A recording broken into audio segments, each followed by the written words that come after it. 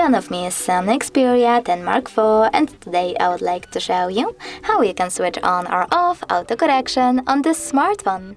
Firstly, just open Settings and scroll all the way down. Over here select System and tap on Language and Input. Then tap on On-Screen Keyboard and finally Gboard. Lastly, click on Text Correction, scroll down just a bit and click on this switcher next to autocorrection. As you can see, automatic text correction is now off, but you can always turn it on by clicking on the same switcher. Thanks so much for watching. If you enjoyed this video, leave a like, comment and don't forget to subscribe. Bye!